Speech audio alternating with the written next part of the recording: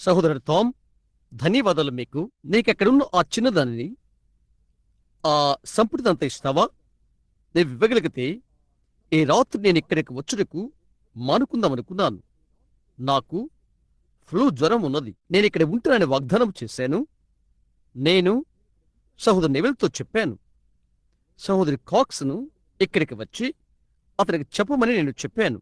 సహోదరు నెవిల్కు వెళ్లి పరిచర్య జరిగించమని.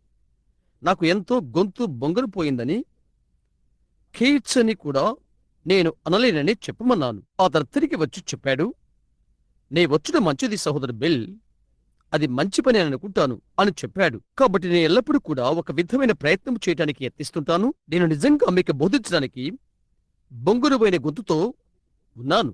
అయితే ఇక్కడ ఉన్న ఈ వస్తువు సహాయంతో కొద్దిసేపు మీతో మాట్లాడతాను. నేను ఇండియాకు వచ్చిన ప్రతిసారి కూడా నాకు గొంతుగా బొంగురుపోతుంది. ఎందుకో నాకు తెలియదు. అయితే ప్రతిసారి అలాగే అవుతున్నది. జలుబు చేస్తుంది. ఇక్కడ చాలా గుంటైనది. నేను ఇక్కడ దిగితే అది నేను ఓర్చుకోలేనంతగా ఉంటున్నది. నేను ప్రార్థన చేశాను, ఎలాగైనా అది వచ్చినట్లుగా కనిపిస్తుంది. అయితే నేనేది చేయగలను? నా శక్తి కొలదగా నేను ఎల్లవేళలా చేస్తాను. కాబట్టి ఆ విధముగా నేను ఎల్లప్పుడూ కూడా ప్రయత్నం చేస్తాను, నా యొక్క శక్తి కొలగదగా. అదే ఎప్పుడు దేవుడు గౌరవించేది, ఎదురు చూసేది.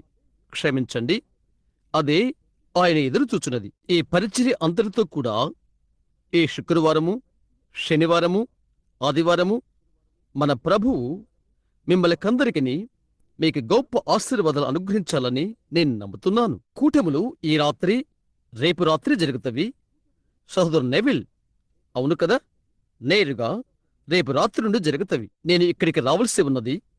తర్వాత ఇక్కడికి విడిచి లూయిస్విల్లో ఉన్నటువంటి ఒక మిషనరీ వర్గంతో మాట్లాడటానికి అక్కడికి వెళ్ళవలసి ఉంటున్నది. నేననుకుంటాను అది 17 లేక 27 దేశములు ఒక మిషనరీ ర్యాలీలో ప్రాతినిధ్యం వహిస్తున్నారు. రేపు రాత్రికి వారి మధ్య కొద్ది నిమిషాలు ఉండటానికి వారు నన్ను రావాలని కోరారు. ఆదివారం ఉదయం. ఏంటది? సహోదరుడా, అతని మీద నీ చేయి ఉంచు. మా పరలోకపు తండ్రి, నీ ప్రేమైన బిడ్డ నామమున, యేసు నామమున మేము ప్రార్థన చేస్తున్నాము. ఇప్పుడే ఈ సమయమందు నీ కనికరం మా పైన ఈ రాత్రి ప్రచురించమని, ఈ సమయంలో బహుబాధతో ఉన్నటువంటి అగుపిస్తున్న అక్కడ కూర్చొని ఉన్న మనిషిపై మా సహోదరుని స్వస్థపరచడం వలన నీ కనికరము అధికము చేయమని ప్రార్థన చేస్తున్నాము. నీవు ఇలాగు చెప్పి ఉన్నావు, మీరు స్వస్థత పొందినట్లు మీ పాపములు ఒకరితో ఒకరు ఒప్పుకొనుడి, ఒకరి కొరకొకరు ప్రార్థన చేయుడి అని. ఈ రాత్రి ఈ ప్రజలతో కలిసి ప్రభుని యేసు నామమున ఈ సమయమందు మా సహోదరుని నీవు స్వస్థపరచమని నేను ప్రార్థన చేస్తున్నాను. అక్కడ సహోదరుడు నిలబడి తన చేతులు అతనిపై ఉంచి ఉన్నాడు. ప్రభువైన యేసు హస్తమునకు ప్రతినిధిగా మేము మా ప్రార్థనలు కలిపి నీకు పంపుతున్నాము. క్రీస్తు నామములో అతడు కలిగి ఉన్న ఈ వ్యాధి నుండి త్వరగా మా సహోదరుడు కోలుకును కాక. ఆమేన్. సహోదరుడా, ప్రభు నిన్ను దీవించును కాక. మీరంతా కొద్దిగా గాలిని అతనికి రానివ్వండి. ఒక విధంగా అతడు అక్కడ కొద్దిగా ఒత్తుకుపోయాడు. ఎందుకు అతన్ని బయటికి వెళ్ళనివ్వకూడదు? మీరు బయటికి వెళ్ళాలనుకుంటే నేరుగా వెళ్ళిపోయి అక్కడ భవనంలో వెనుక ఒక స్థలం తీసుకోండి. అక్కడ గాలి వస్తుంది. మన ఇబ్బందులన్నీ ప్రభుని యేసుకు తెలుసును. ఆయన మన భారములకు అడ్డువచ్చువాడు. ఆదివారం ఉదయం పెందలికడనే 6 గంటలకు సూర్యోదయ ఆరాధన. ఈస్టర్ రోజు ఎంతమంది మీలో సూర్యోదయ ఆరాధన ఇష్టపడుతున్నారు? గొప్ప ఆశీర్వాదన మనం ఎదురుచూద్దాం. తరువాత ప్రభుచితమైతే సూర్యోదయ ఆరాధన నేను తీసుకుంటాను. అది 6 నుండి 7 వరకు. తరువాత మీ ప్రాతకాల పలహారం కొరకు తిరిగి వెళ్ళుట. 9:30 క్రమంగా ఉండే ఆదివారపు బడి. సహోదరుడు నెవిల్ ఇక్కడే ఉంటాడు. ఆదివారం బడి అయిన వెంటనే ఎవరికి బాప్తిసం కావాలో ఈస్టర్ ఉదయవేళ బాప్తిసముల కార్యక్రమం నేను తీసుకుంటాను. మీకు ముచ్చిన బాప్తిసం ఇంకా పొందకపోతే, అలా ఆశపడితే, మీరు క్రైస్తవులు, యేసుక్రీస్తుకు దైవత్వమును, ఆయన దేవుని కుమారుడని మీరు నమ్మండి. బాప్తిసం పొందడానికి ముచ్చటము ద్వారా బాప్తిసం పొందుటకు మా సహవాసంలో మీరు పాలు పొందుకోవాలంటే ఈస్టర్ ఉదయం 10:30కు మీరిచ్చట ఉండాలనుకుంటే మేము ఆనందిస్తాం. మీ బట్టలు తెచ్చుకోండి.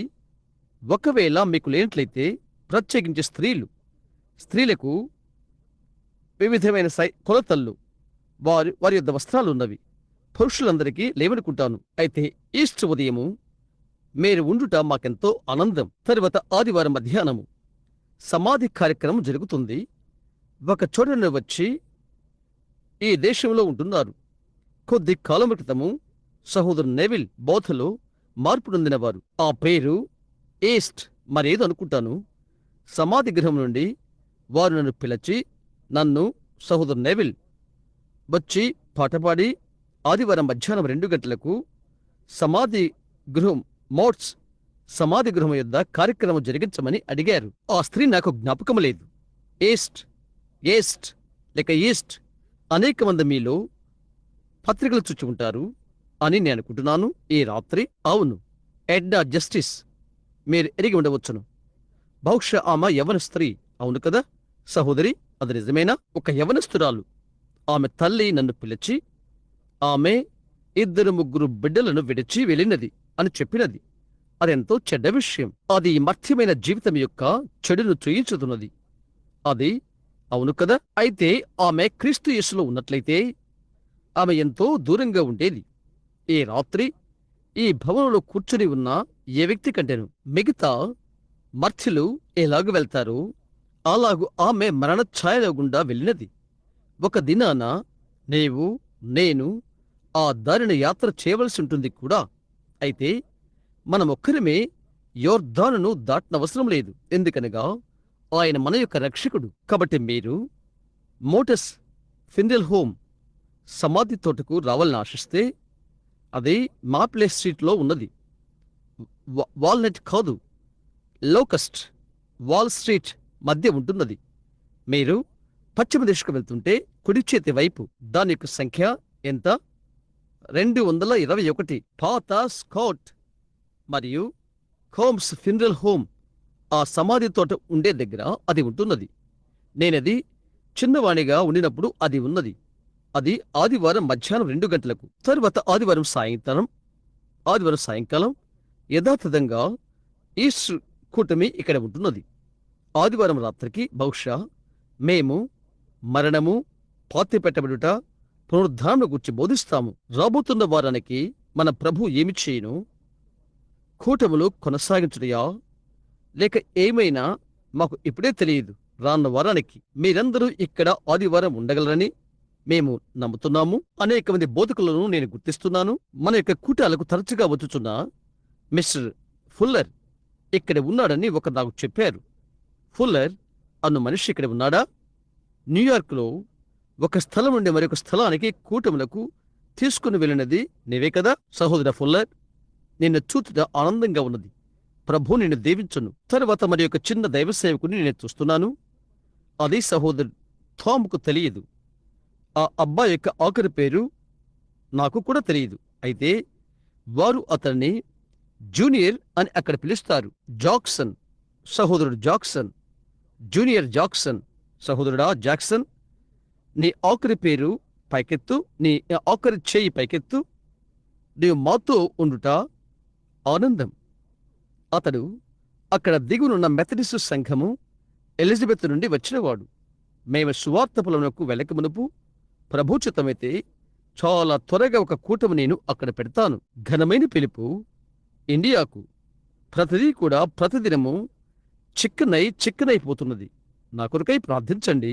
ఈ రాత్రి ఇది మంచి శుక్రవారము.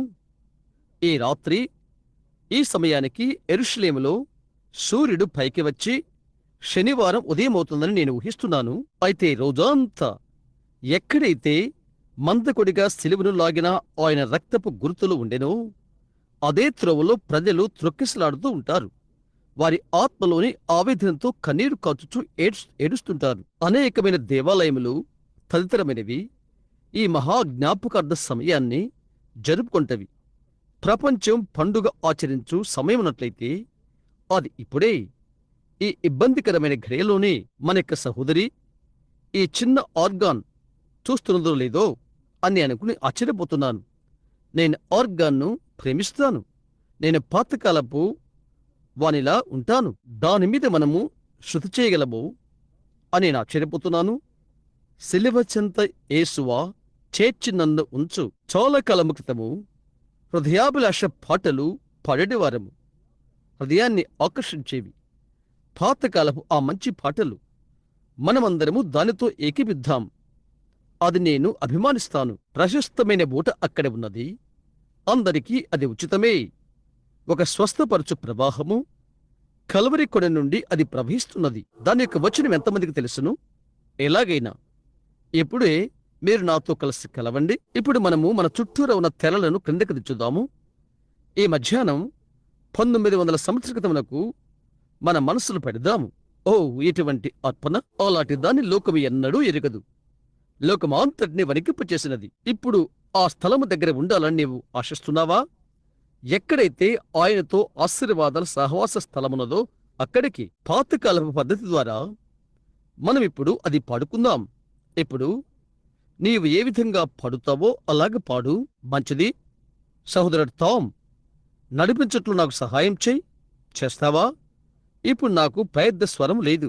సరే, మంచిది మంచిది. మీరు తల్ల వంచి ఉండగానే మీరిష్టపడితే ఇప్పుడు దాన్ని చాలా నిదానంగా ఝుంకారం చేద్దాం. మీరు కావాలనుకున్నట్లయితే ఎవరు దానిని మీకు చేయలేదు. క్రీస్తుకు మీ జీవితాన్ని మరలా సమర్పణ చేసుకోవాలనుకుంటున్నారా?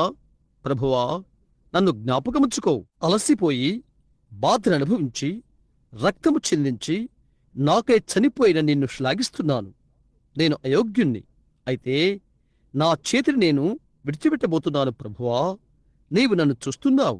నా జీవితాన్ని తిరిగి సమర్పణ చేసుకోవాలనుకుంటున్నాను. దేవుడు మేము దీవించును. దేవుడు మేము దీవించును. మంచిది. ఈ మంచి శుక్రవారం రాత్రి నన్ను నేనుగా తిరిగి సమర్పణ చేసుకోవాలని ఆశపడుతున్నాను. ప్రభువా, దేవుడు మిమ్మల్ని దీవించును. తండ్రి, ఎవరైతే చేతులు పైకెత్తి ఉన్నారో వారిని నీవు దీవించమని నేను ప్రార్థిస్తున్నాను.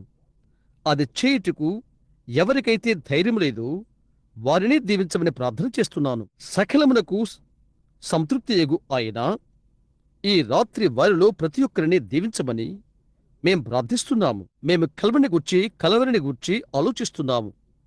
మా రక్షకుడు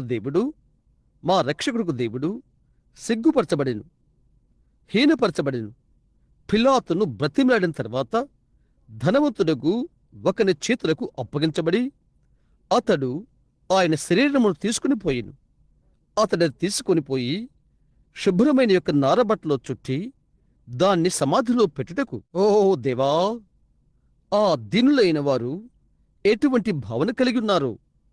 ఆ సమయమందు వారు ఓడిపోయినట్లు అయిపోయారు. వారెంతగానో నమ్మిన ఒకరు ఇప్పుడు సమాప్తమైపోయాడు. అయితే ఎంతకాలము కాదు, రక్తసిక్తమైన అర్పణ. అది అందరికీ. ఒక దినాన కొన్ని గంటల తర్వాత ఆయన తిరిగి లేచాడు. తరువాత సంతోషము కలిగినది. ప్రభువా, ఈ రాత్రి సహాయం చేయము. మేమీ సమయమందు ఉండగా అది మాపై ఉన్నదేమో. మా విమోచనకు ఖర్చగు వేదన మేము చూచునట్లు, మేము ఆనందంగా ఉండుట కొరకై ఖర్చగు దుఃఖమును మేము చూచునట్లు, ప్రభువా, ఈ రాత్రి మాకు మేము నీకు సమర్పణ చేసుకుందుము కాక మా ఆత్మలో వేదన నుండి, ఓ దేవా, ఎంతటి భయంకరమైన మరణము అనే దూరాన మేము చుచిదము కాక పాపమెంతటి క్రూరమైనదో. నీవు మమ్మల్ందరినీ ఇప్పుడు దీవించమని నేను ప్రార్థన చేస్తున్నాను. ఇక్కడ నీ సేవకుడు దీనస్వరముతో నిలబడి ఉండగా మరియు నీ బిడ్డలు వాక్యము నుండి ఒకటి వినాలని కనిపెడుతూ ఉండగా, ఓ దేవా, నీవు నాకు సహాయము దయచేయము. ప్రభువా, నాకు సహాయము చేయము. మా జీవితాలు, మా హృదయాలు తిరిగి ప్రతిష్ఠ చేసుకొనుచుండగా ప్రతి ఒక్కరి కొరకై జీవవాక్యమును విప్పము. మేము అర్పణ గుచ్చి తలస్తున్నప్పుడు మా అంతరంగంలోనూ మా గుండెల్లోనూ కన్నీరు కారిపోతుంది. ఇప్పుడు మాకు సహాయము చేయము. క్రీస్తు నామమున మేము అడుగుతున్నాము. ఆమేన్. మీరు నా కొరకై ప్రార్థించి అటు ఇటు తొనకక లక్ష్యముచ్చేట్లయితే కొద్దిగా నేను చదవాలనుకుంటున్నాను. యెషయాలో 53వ అధ్యాయం. ఈ దినం బహుశా మనం ఆకాశవాణి ప్రచారం మొదలైన వినుంటాము. నేను ఈ దినం క్రీస్తుని గురించి తలంచాను. నేను ఒక చోటుకు వెళ్ళి అలాగే మోకరించలేను. నేను ఎలా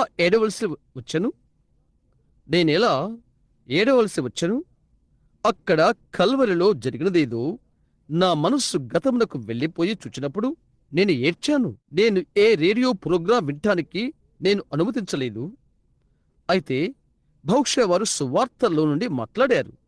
బహుశా రేపు రాత్రి మనం ఆ నిర్ణయ ప్రమాణమును సమీపిద్దాము. అయితే ఈ రాత్రి పాత నిబంధనకు అక్కడికి వెళ్దాము. పాపము యొక్క క్రూరత్వము మన జీవితములలో నుండి పాపమును తీసివేటుకు ఖర్చుకు అపరాధ రుసుము. యెషయా 53లో ప్రభు రాకడకు 712 సంవత్సరాల క్రితము ప్రవక్త అభిషేకించబడి అతడి మాటలు చెప్పియున్నాడు. మేము తెలియజేసిన సమాచారం ఎవడు నమ్మెను? యెహోవా బాహువు ఎవనికి బయలుపరచబడెను? లేత మొక్కవలెను, ఎండిన భూమిలో మొలచిన మొక్కవలెను అతడు ఆయన ఎదుట పెరిగెను. అతనికి సురూపైనను సొగసైనను లేదు. మనం అతని చూచి అపేక్షించినట్లుగా అతని యందు స్వరూపము లేదు. అతడు తృణీకరింపబడిన వాడును ఆయను, మనుషుల వలన విసర్జింపబడిన వాడును, వ్యసనాక్రాంతుడుగాను, వ్యాధిని అనుభవించిన వాడుగాను, మనుష్యులు చూడనొలని వాడుగాను ఉండెను. అతడు తృణీకరింపబడిన వాడు కనుక మనము అతనిని ఎన్నిక చేయకపోతమి. నిశ్చయముగా అతడు మన రోగములను భరించెను, మన వ్యసనములను వహించెను. ఆయనను మొత్తబడినవానిగాను, దేవుని వల్ల బాధ్యంపడినవానిగాను, శ్రమనొందినవానిగాను మనమతనిని ఎంచుతిమి. మన అతిక్రమ క్రియలను బట్టి అతడు గాయపరచబడెను, మన దోషములను బట్టి నలుగగొట్టబడెను. మన సమాధార్థమైన శిక్ష అతని మీద పడెను. అతడు పొందిన దెబ్బల చేత మనకు స్వస్థత కలుగుచున్నది. మనమందరము గొర్రెల వలె త్రోవ తప్పిపోతమి. మనలో ప్రతివాడును తనకిష్టమైన త్రోవకు తొలగెను. యెహోవా మనందరి దోషమును అతని మీద మోపెను. అతడు దౌర్జన్యము నొందెను, బాధింపబడినను అతడు నోరు తెరవలేదు. వధకు తేబడి గొర్రెపిల్లయు, బొచ్చు కత్తిరించు వానితడి గొర్రెయు మౌనముగా ఉండునట్లు అతడు నోరు తెరవలేదు. అన్యాయపు తీర్పు నొందినవాడై అతడు కొనిపోబడెను. అతడు నా జనుల అతిక్రమమును బట్టి మొత్తబడిన కదా. సజీవుల భూమిలో నుండి అతడు కుట్టివేయబడెను. ఆయనను అతని తరం వారిలో ఈ సంగతి ఆలోచించిన వారెవరు? అతడు మరణమైనప్పుడు భక్తులతో అతనికి సమాధి నియమింపబడెను. ధనవంతుడి యొద్ద అతడు ఉంచబడెను. నిశ్చయముగా అతడు అన్యాయమేమియూ చేయలేదు. అతని నోట ఏ కపటమునూ లేదు. అతని నలగొట్టుటకు యెహోవాకిష్టమాయెను. ఆయన అతనికి వ్యాధి కలుగచేసెను. అతడు తన్ను తానే అపరాధ పరిహార్థ బలి చేయగా అతని సంతానము చూచును. అతడు దీర్ఘాయుష్యవంతుడగును. యెహోవా ఉద్దేశము అతని వలన సఫలమగును. ఏ రాత్రి లేఖనం యొక్క పాఠమును దాన్ని ఇలాగు పిలిచినచో నేను 6వ వచనమును తీసుకుంటాను. మనమందరము గొర్రెల వలె త్రోవ తప్పిపోతమి. మనలో ప్రతివాడును తనకిష్టమైన త్రోవకు తొలగెను. యెహోవా మనందరి దోషమును అతని మీద మోపెను. కొద్ది క్షణాలు నేను మాట్లాడవాలనుకుంటున్నాను. మన మధ్యకు ప్రభు యొక్క ఆనందం వచ్చినప్పుడు మనం అన్ని వేళల్లో ఆనందిస్తాము. మీతో కలిసి నేనెంతగానో ఆనందపడుతున్నాను. అది పొందుకుంటానికి ఎంత విలువవుతుందో మీరు నిదానించి ఎప్పుడైనా ఆలోచన చేశారా? దాని వెనుకనున్న ధర ఎంతో మీరెప్పుడైనా గ్రహించారా? దాని న్యాయ తీర్పు ఏంటో, పాపం యొక్క అపరాధ రుసుము ఎంతో మీరు గ్రహించారా? పాపము ఎంత క్రూరమైనదో దేవుని కుమారుడు కల్వరి యొద్దకు వెళ్ళటకు కారణమైనది. దేవుడు ఆయన్ని మొత్తాడు. ఆయన వైపు చూడకుండా తల త్రిప్పుకున్నాడు. ఆయన్ని మొత్తాడు. ఆయన్ను బాధపరిచాడు. చూడు, ఆయన ఎవరై ఉండినది. నేనిప్పుడు మీ కొరకై చిన్న చిత్రమును గీయాలనుకుంటున్నాను. మాట్లాడుతూ ఈ రాత్రి మనమంతా ఒక చిన్న ప్రయాణం చేద్దాము. చిన్న ఓడలు, ఒక చిన్న విమానములు, ఏలాంటి నక్షత్రము మరి ఏది లేకముందు లోకము లేక ముందున్న 100 మిలియన్ల సంవత్సరం యొద్దకు మనం వెళ్దాము. అక్కడ నీవు శూన్యమును తప్ప ఏది చూడలేవు. ఆ శూన్యత అంతా దేవుడే. ఆదియందు దేవుడుండెను. ఒక చిన్న తెల్లని వెలుగు ఉనికిలోనికి వచ్చుచునుట మనం గమనిద్దాము. మనము దాన్ని ఇలాగ పిలుద్దాము, హేలో. అది దేవుని కుమారుడు. ఆదియందు దేవుని యొద్ద నుండి బయటకు వెళ్ళిన లోగాస్. అలాగైతే ఆయన ఏ విధముగా అక్కడ నిలబడి ఉండెను? ఆయన మనస్సులో లోకము ఏ విధముగా ఉండవలెనో లేక ఉండునో ఈ చిత్రపటమంతా ఆయన మనస్సులో గిచ్చుకున్నాడు. ఆయన పలికాడు, వెలుగు కలుగును కాక అని. ఒక పరమాణువు చితికి ముందుకు ఛేదించుకుని వచ్చినది. అణువు లేక పరమాణువు సంబంధమైనది వెళ్ళిపోయినది. మొట్టమొదటి అణు ప్రేలుడు అది. అటు తర్వాత ఆ పరమాణువులు పొరుగైపోయి అధికమైపోయినవి. బొగ్గుగా అగునంత వరకు అక్కడ ఉన్నంత తేమ ఛేదించుటకు ప్రారంభమైపోయి అణువులు విడిపోయినవి. కొద్దిసేపిన తర్వాత అక్కడ ఒక నక్షత్రం వచ్చినది. లేక చిన్న మిసైల్ క్షపన్ ఒక మిసైల్ మొక్కయ్యి లేక ఒక విసిరిన బాణం వంటిదై గాలిలో పయనిస్తూ వెళ్ళిపోయినది. ఆయన దాన్ని కొన్ని మిలియన్ల సంవత్సరాలు గమనించుండవచ్చును. ఆ తర్వాత అది నిలిచిపోయినది. ఆయన తొందరపడలేదు. ఆయనకెంతో సమయం ఉన్నది. యుగ యుగములు. ఆయన ఆది నుండి అంతవరకు ఉన్నాడు. ఆయనకు సమయం అనేది లేదు. ఆ తర్వాత మరొకటి ఎగిరిపోయినది. ఆయన దానిని ఈ మార్గం నిలుపు చేశాడు. ఆయన చేస్తున్నదేంటి? ఆయన తన మొదటి బైబిల్ను వ్రాస్తున్నాడు. మొట్టమొదటిగా వ్రాసిన మొదటి బైబిల్ ఆకాశములలో వ్రాయబడిను. అది జొడాయిక్ రాశి చక్రము. అది కన్యతో ప్రారంభమైనది. ఆయన మొదట ఎలాగ వచ్చెనో అది లియో పులితో సింహముతో ముగిసినది. రెండవ రాకడ ఆయన మొదటి బైబిల్ వ్రాస్తున్నాడు. రెండవ బైబిల్ వ్రాయబడినది. అది హనోకు ద్వారా వ్రాయబడి ఉన్నది. పిరమిడ్లో పెట్టబడినది. మూడో బైబిల్ వ్రాయబడినది ఆఖరిది. అది ఇదే. దేవుడు ఎల్లప్పుడూ కార్యాలను మూడులో చేస్తాడు. దేవుడు మూడులో సంపూర్ణుడు. ఆయన పరిపూర్ణుడు. క్షమించండి, తండ్రి, కుమారుడు, పరిశుద్ధాత్మలో ఆయన పరిపూర్ణుడు. నీతిమత్వం, శుద్ధీకరణ, పరిశుద్ధాత్మ బాప్తిసములో ఆయన పరిపూర్ణుడు. ఆయన మూటిలో ఆయన పరిపూర్ణుడు. మనం ఆయన పని అయ్యున్నాము కనుక మనము మూడులో పరిపూర్ణులము. ప్రాణము, శరీరము, ఆత్మ. మన యొక్క శరీరము నరముల వలన, రక్తము వలన, మాంస కణముల వలన స్వాధీనపరచబడుతుంది. మూడు అన్ని మూడులో పరిపూర్ణమవుతుంది. తరువాత ఆయన పలికాడు.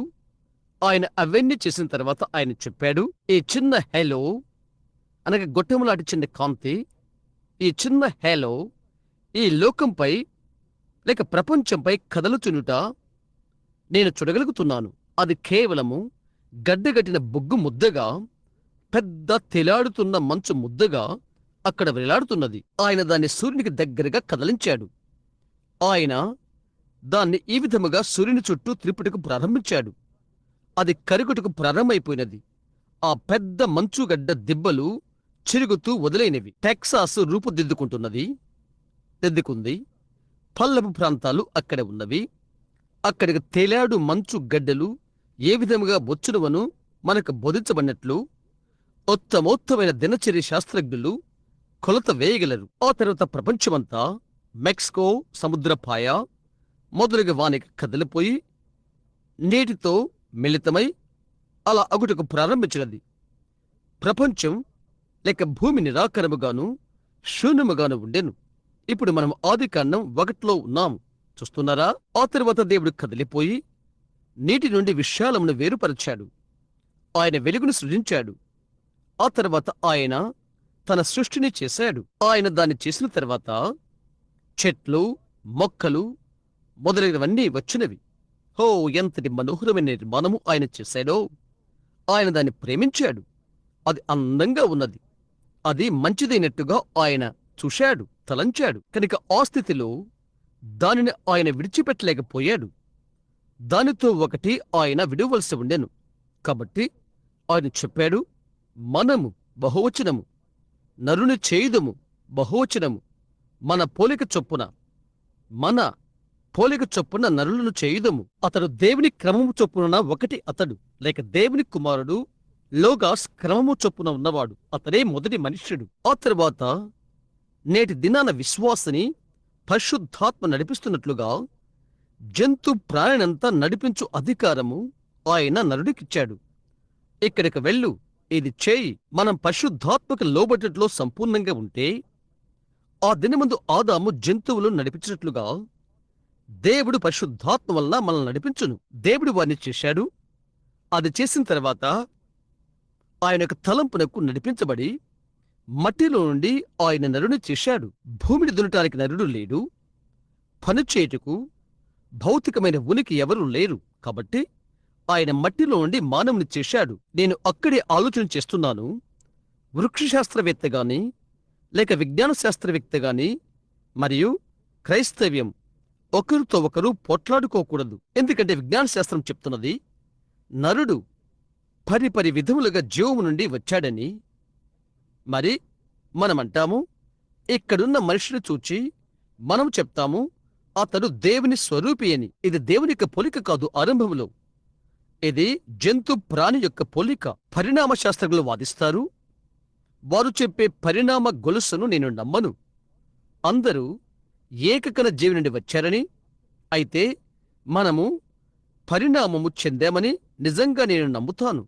ఒక మనిషిని నుండి మరి ఒక మనిషిని యొద్దకు పరిణామము చెందుట. అయితే దేవుడు అదెంత అలాగ చేసి ఆయన నేల మట్టితో అతన్ని చేశాడు. ఆయన స్వంత పోలికలో కాదు సుమా, ఆయన ముందుగానే మానవుని చేశాడు. తరువాత అతని నాసికానంద్రములలో జీవాయువును ఊతగా అతడు జీవించు ప్రాణి అయ్యను.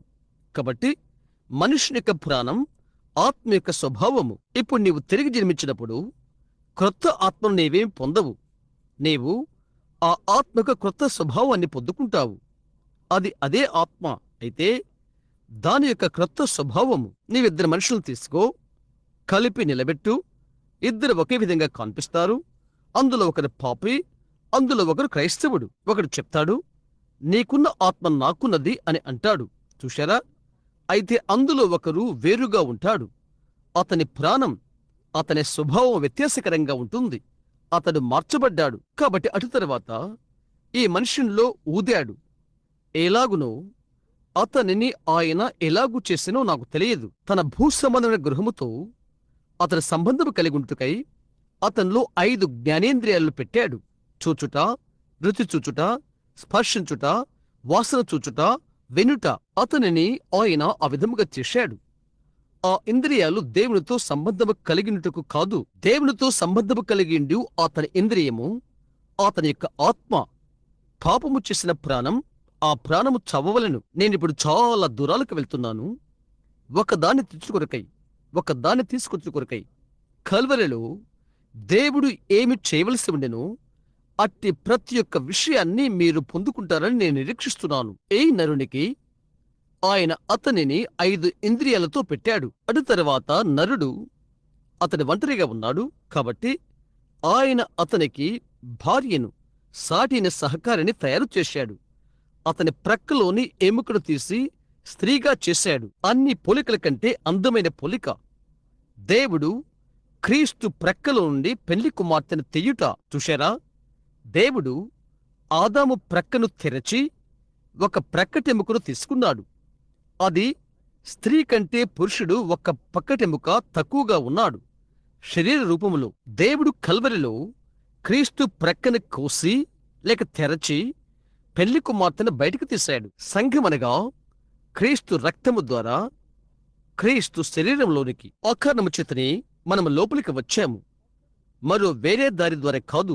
నీవు ఏ సంఘానికి చెందినను, నీవెంత మంచి మనిషివైనను, నీవెంత మంచి స్త్రీవైనను, సమస్త సంపూర్ణమైన దేవుని యొక్క అర్పణను నీవు అంగీకరించవలసి ఉన్నది. ఆయన స్థిరపరిచిన మార్గమును, లేదా నీవు నశించిపోతావు. అవునది నిజం. నీవు వచ్చేటువంటి మార్గము అదొక్కటి మాత్రమే. అది అక్కడి నుండి ఒకే ఒక మార్గమున్నది. అది ద్వారము. యేసు భూమిపైన ఉన్నప్పుడు ఆ ఖ్యాతిగంచిన ఉపమానమును బోధించాడు. ఆయన చెప్పాడు, పెండ్లి విందు సిద్ధమై ఉన్నది. ప్రతి ఒక్కరికి వస్త్రము ఇయ్యబడి ఉన్నది. వస్త్రము లేని ఒకరిని అతడు కనుగొన్నాడు. అతడన్నాడు, స్నేహితుడా, వస్త్రము లేకుండా నీవెలా వచ్చితివి? తూర్పు దేశవాసుల అలవాటు ఇది. పెళ్లి కుమారుడు ప్రతి వ్యక్తిని ఆహ్వానించినప్పుడు అతడు ఆహ్వానమిస్తాడు. అతడు 50 మందిని ఆహ్వానించినట్లయితే అతని యొద్ద 50 వస్త్రాలు ఉంటవి. అతడు తలుపునొద్ద నిలబడి, ఒక చోట నిలబడి, పేదవాడు కాని ధనికుడు కాని ప్రతిసారి అతడి లోపలికి వచ్చినప్పుడు అతడు ఆ వస్త్రాన్ని అతనికి ధరింపచేస్తాడు. అలాగున అతడు ధనికుడైనది పేదవాడైనది ఎవరికి తెలియదు. వస్త్రం ధరించుండు చేత అందరూ ఒకే విధంగా కనిపిస్తారు. ఈ దినాన దేవుడు ఆ విధముగా చేయును. ఒక పోలికయున్న పరిశుద్ధాత్మను ఆయన ఇచ్చును. ఆహ్వానించబడిన ప్రతి ఒక్కరూ మనమంతా ఒక్కటే. ఇతరుని కాదు, అతనిని కాదు, అతని కంటే ఇతడు కొంచెం బాగున్నాడు కాబట్టి అతడిని కాదు, ఇతని కంటే అతడు కొద్దిగా ఎత్తుగా ఉన్నాడని కాదు. పెండ్లి విందుకు ఆహ్వానించబడిన వారు దేవుని యొక్క దృష్టిలో మనమంతా సమానులమే. ఆ తర్వాత అతడు లోపలికి వచ్చి అతడు ఒకని చూశాడు. లోపలికి వచ్చు ఒకే ఒక ద్వారము ఉన్నది, ఎందుకంటే అతడే వస్త్రాలు ఇవ్వబడేది.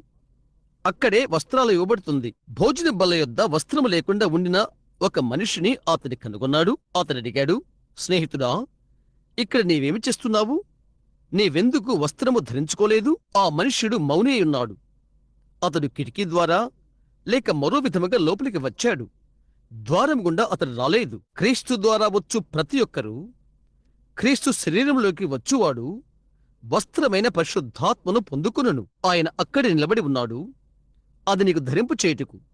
నీ వచ్చిన వెంటనే చూశారా, అదే ఆయన వాగ్దానం చేసినది, అదే ఆయన చేయునది. సరే, ఇప్పుడు అక్కడ వెనకాల ఆరంభంలో ఏదెనులో అతని కొరకు సహకారిని భార్యను ఆయన చేశాడు. మ్యాగజైన్లలో కొందరు చిత్రకాలు చిత్రించిన ఈ పటాలు మీరు చూశారా? అవి బహుహీనమైన ప్రేరణలు. హవ్వ వెంట్రుకలు అలా అతికించుకుని ఉండుట, ఓహ్, ఎంతటి భయంకరమైన దృశ్యమది! ఆమె మన తల్లి అని నీవు చెప్తావా? దాన్ని శ్లాఘించే ఏ ఒక్క వ్యక్తి లోకంలో ఉండడు. భూమి మీదనున్న వారందరికంటే హవ్వ బహు అందమైన స్త్రీ అని నేను నమ్ముతాను. అవునది నిజం. ఆదాము ఆమె వైపు చూచినప్పుడు ఈ దినమున మానవులలో ఆ బాధ వచ్చుట అది తెలియచేయుచున్నది. అది అలా కాకపోతే అది తలక్రిందులవుతున్నది. కాబట్టి ఆదాము హవ్వను తన భార్యనిగా స్వీకరించాడు. ఆ తర్వాత పాపం ప్రవేశించినది. అది ఏమై ఉండున్నది? నాకొక ఊహ ఉన్నది. నేను మందిరములో దాన్ని తెలియచేయను. ఒక విధమైన చిన్న తరగతి అయితే తప్ప ఆరంభములో పాపము ఏమై ఉండున్నది అనున్నది, ఏమై ఉండేది అనేది. ఎలాగైతేనేం అది చేయబడినప్పుడు దేవుని నుండి సహవాసాన్ని అది వేరు చేసినది. ఎప్పుడు? నేను తీసుకురావాలనుకున్న చిత్రపటం ఇక్కడే ఉన్నది. దేవుడు గ్రహింపు చేసుకున్న తర్వాత ఒక దేవదూత లేక ఒక ఉనికి వచ్చి దేవునితో చెప్పాడు, నీ కుమారుడు తప్పిపోయాడు, అతడు పాపం చేశాడు, అతడు పడిపోయాడు. గమనించు, మనుషుని యొక్క మిక్కుటమైన ప్రయాస చూడు. మొదటి విషయం, తనకు తాను ఒక మతాన్ని తయారు చేసుకున్నాడు. నరుడు ఒక విధమైన మతమును కలిగి ఉన్నాడు. గత దినము నగరములో ఒక ఖ్యాతిగాంచిన మనుషులతో నేను మాట్లాడుతున్నాను.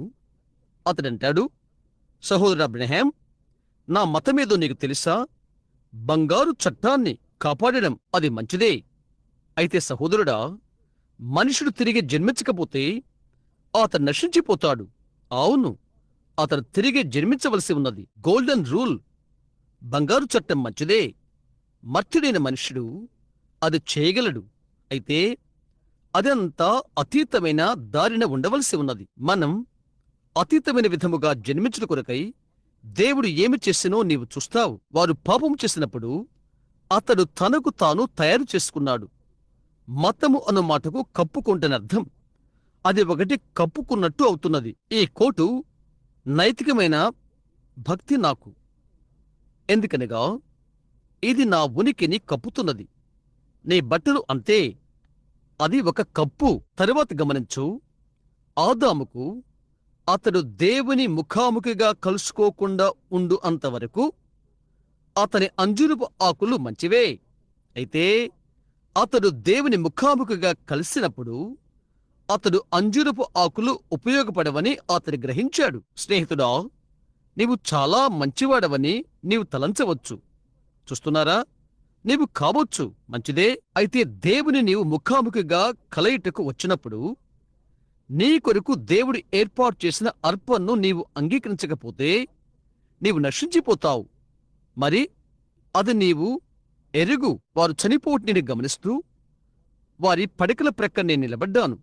వారి చేతులకు వైద్యుడు హైపో పొడవటం నేను చూశాను. నిశ్శబ్దంగా ఉండుటకు అరుపులు అరుస్తూ అలాగుంట నేను విన్నాను. ఓ, వారి ప్రక్కనే వారు ఉన్నారు అని చెప్పారు. నేనడిగాను, డాగ్, ఒక్క నిమిషం అది ప్రక్కనుంచు. గమనిస్తున్నారా, వారు మంచి అని వారు తలస్తున్నది నీ వినగలవు. ఒకని ఎదుట సరైనదిగా కనబడు మార్గము కలదు, తుదకది మరణమునకు త్రోవ తీయను. దేవుని వలన పునర్జన్మెత్తని ప్రతి మనిషి ఆ నాశన మార్గమున పోవును. దానికి నీవు సహాయము చేయలేవు. నీ స్వంత ప్రాణం నీకు మార్గము చూయిస్తున్నది. నీవు తిరిగి జన్మిస్తే నీవు వెళ్ళుటకు బద్ధుడివవుతావు. నీవు తిరిగి జన్మించకపోతే నీవు క్రిందకే పోవలసి ఉంటున్నది. నీ స్వంత ప్రాణమే అది చేస్తున్నది. ఒక మాంత్రికుడు తన కర్రతో ఒక చోటనున్న పెట్టెను తెరిచినట్లుగా నీకు దండము లేకపోతే తలుపు తెరుచుకొనదు. నీవు తిరిగి జన్మించకపోతే యథాతథంగా నీవు తిరస్కరించబడతావు. అది అంతే. వారు బయటికి వచ్చినప్పుడు ఆయన ఎదుట వారు ఇక నిలబడలేరని దేవునికి తెలుసును. ఆయనది ఎరిగి ఉన్నాడు. వారు దాక్కుంటున్నారు, పొద వెనుక దగ్గుకుంటున్నారు, అయినను కప్పుకుంటున్నారు. అయితే వారు కప్పుకొనేది సరిపడలేదు. మందిరానికి వెళ్లే ప్రతి స్త్రీ పురుషుడు ఈ దినాన నేను ఆలోచన చేస్తున్నాను. ఆలయాలు గనగనలాడుట, గంటలు మ్రోగించబడుట, జనులు మందిరానికి వెళ్ళుట, సంక్షిప్తపడి స్త్రీలు వారి ఈస్టర్ టోపీలు కొనుక్కొనుట మొదలైనవి. దేనికై ఇది వచ్చినది? కుందేలకు పునరుద్ధానానికి ఏముందో నాకు అర్థం అవట్లేదు. లేదండి, క్రీస్తు యొక్క పుట్టుకకు క్రిస్మస్ చెట్టుకు ఏంటి సంబంధం? స్నేహితులారా, అది అన్యత్వం. మనం ఎక్కడో దారి దిగి ఉన్నాం. అవునది నిజం. అయితే ఇప్పుడు నిజముగా తిరిగి జన్మించిన స్త్రీ పురుషుడు గ్రహిస్తారు. ఎందువల్లంటే నీ లోపల జీవముండి అది తప్పని నీకు తెలియచేస్తున్నది. అది నిజమేనా? గమనించండి, హవ్వ ఆదాములు. ఓ, నేను దాని గురించి ఆలోచన చేస్తున్నప్పుడు నాకున్న ఈ ఇన్ఫ్లుయెంజా జ్వరము ఉన్నదనే తలంపు పోగొట్టుకున్నాను. పురాతన ఆరంభము నేను ఆలోచన చేస్తున్నప్పుడు గమనించు, రక్తమును గురించి నీవు మాట్లాడు. ఇక్కడే కొంచెము కాలము క్రితము ఆ పెద్ద మెథడిస్టు సమావేశంలో మెథడిస్టు పాటల పుస్తకముల నుండి రక్తపు సంబంధితమైన పాటలు తీసివేయుటకు వారు లెక్కిస్తున్నప్పుడు ఇది వధశాల మతము కాదు, జంతువులు నరికే మతము కాదు. ఇంకా అన్నారు, మాకు గౌరవప్రదమైన మంచిది ఒకటి కావాలి. సహోదరుడా, దేవుడు స్వీకరించే విధము అది కాదు. నేను రక్తము చూచినప్పుడు నేను దాటిపోయేదను. రక్తం మాత్రమే అక్కడ ప్రత్యామ్నాయముగా ఉన్నది. రక్తములో ప్రాణముంటున్నది. మీరు మాంసము తిని రక్తమును నేల మీద పారిపోయవలెను. అది ప్రాణము. చూశారా? ప్రాణమును తినకూడదు. ఎంత మనోహరమైన విషయమో గమనించు. దాన్ని గురించి నేను ఎంతగా ఆలోచించను. తరువాత దేవుడు ఆలోచన చేశాడు, ఆదాము, హవ్వ, ఇక్కడికి రండి. నేను మిమ్మును బయటికి తీసుకుని రాకముందు నేనొకటి చేయబోతున్నాను. కాబట్టి ఆయన కొండ ప్రాంతానికి వెళ్ళి ఒక గొర్రెను తీసుకున్నాడు. అతన్ని చంపి చర్మం తీశాడు. అది చనిపోయినది. ఎందువలనగా దేవుడు ఆయన వాక్యమును నిలబెట్టుకొనవలసి ఉన్నది. నీవెంతటి మంచి పురుషుడవైనా, నీవెంతటి మంచి స్త్రీవైనా, నీవెవరివైనా, అది దేవుడు ఆయన వాక్యమును కాపాడుకొనును. ఆ కారణము చేతనే పరిశుద్ధాత్మ పొందుట కొరకై పెంతెకోస్తు పండుగ దినమన కన్య మరియ అక్కడికి వెళ్ళవలసి ఉన్నది. మిగతా వారు చేసినట్లుగా. కారణం, ఆమె ఒక మధ్యురాలుగా ఇక్కడ జన్మించినది మరియు పరలోకానికి వెళ్ళకముందు ఆమె మరలా జన్మించవలసి ఉండెను. ఆమేన్. ఇప్పుడు చూడు స్త్రీ, నేను నీకు చెప్పనివు. కాలములు మారినవి కనుక దేవుడు మారడు. దానికి ఏది కుదువుగానైనా నీవు రా. నీవు నశించిపోయావు. అవును, ఆ కల్వరి దినమున 1900 సంవత్సరాల క్రితము దేవుడు ఏమి చేశాడో దాని పక్షంగా ఈ దినమున నేను మాట్లాడుచున్నాను. ఇది చెల్లించుట కొరకై ఎటువంటి అర్పణను ఆయన చెల్లించనో చూయించుట కొరకై. అదే దేవుని యొక్క మార్గము. సరైనదిగా కనబడి మార్గము కలదు. అయితే సంసిద్ధపరిచిన మార్గము దేవునికి కలదు. దేవుడు సంసిద్ధపరిచిన మార్గమున నీవు అన్ని వేళల్లో వెళ్ళినట్లయితే నీవు ఎన్నడూ తప్పు చేయవు. ఇండియానాపోలిస్కు వెళ్ళుటకై నీవు బయలుదేరినట్లుగా లేక బ్రిడ్జి యొద్ద నీవు చెప్తావు, అక్కడ లూయిస్విల్ ఉన్నదా? అవును, ఈ దారిన కుడివైపునకు వెళ్ళు, నువ్వు త్వరగా చేరుకుంటావు. అవును, నీవు నమూనా పటాన్ని తీసుకుంటే మంచిది. దాన్ని చదువు. నీవు ఏ దారిన వెళ్తున్నావో చూడు. తరువాత ఇక్కడ మహిమకు వెళ్లే దేవుని యొక్క నమూనా పటం ఇదే. దీన్ని చదువు. అది అక్కడే ఉన్నది. దాని దారి అంతా కూడా రక్తము ప్రోక్షించబడి ఉన్నది. నీవు దారి తప్పలేవు. రక్తాన్ని నీవు అనుసరించినట్లయితే. ఆమేన్. ఇప్పుడు నీవు చూడగలవు. చూశారా? అలా రక్తముతోన వెళ్ళు, నీవు క్షేమంగా ఉంటావు. కారణం, మార్గము యొక్క ప్రతి మెట్ట యొద్ద రక్తపు అడుగు జాడలు ఉన్నది. అది ఆయన చేయకముందు అక్కడున్న దేవుని చూడు, అక్కడ ఉన్నటువంటి దేవుని చూడు. వారు పొందుకుంటకు నిలబడకముందే అప్పుడే ఆయన వారిని చంపగలడు. ఆయన చేయగలడు. ఆయన సర్వసత్తాధికారం గల దేవుడు. ఆయన మాట ఆయన నిలబెట్టుకోవలసి ఉండెను. ఆయన అన్నాడు, మీరు దాని తిను దినమున మీరు చనిపోవద్దురు. అది ఎల్లవేళ్ళ సరిపోతుంది. ఆ తరువాత నేనాయన చూడగలుగుతున్నాను. ఆయన ఈ గొర్రెలను వధించినప్పుడు అవి గొర్రెల సహోదరుబ్రహాం అని నీవు అడుగుతావు. నేను దాన్ని నమ్ముతున్నాను. జగదుత్పత్తి మొదలుకొని ఆయన వధింపబడిన గొర్రె పిల్లయ్యున్నాడు. అది గొర్రె చర్మయుండెను. అవి తీసుకుని పొదలో విసిరివేశాడు. వారితో చెప్పాడు, వీటిని చుట్టుకొని బయటికి రండి, పొందుకొంటుకొరు. ఆదాము హవ్వలు ఆ రక్తముతోనున్న ఓగులాడుతున్న చర్మాలను వారికి చుట్టుకున్నారు. మీరు ఊహించగలుగుతున్నారా? అందమైన సౌందర్యవంతమైన ఆ రెండు మానవ శరీరాలు ఇప్పుడు రక్తముతోనున్న గొర్రె చర్మాలను చుట్టుకున్నారు. వారు అక్కడే నిలబడి ఉంటే నేను చూడగలుగుతున్నాను.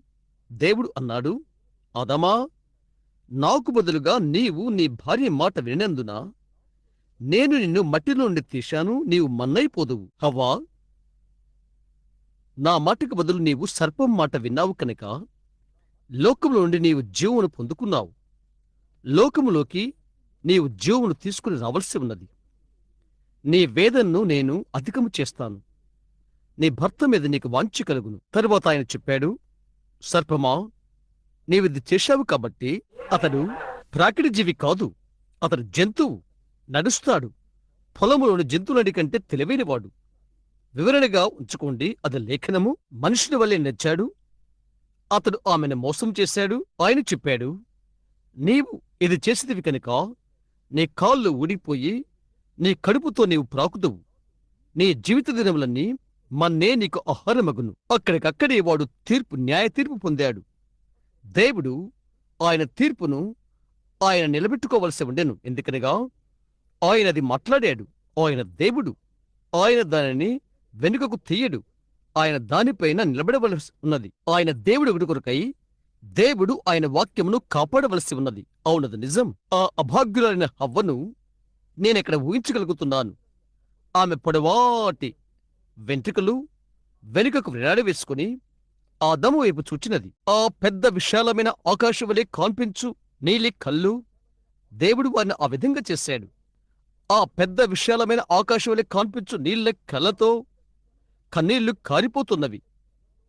హవ్వ తన చుట్టుకునే వస్త్రం రెపరెప కొట్టుకునుచుండగా దానిపైన రక్తముతో వారి కన్నీళ్లు కలసి కారిపోతున్నవి. ఆదాము తన బలమైన దేహముతో ఆమెను పట్టుకుని ఉన్నాడు.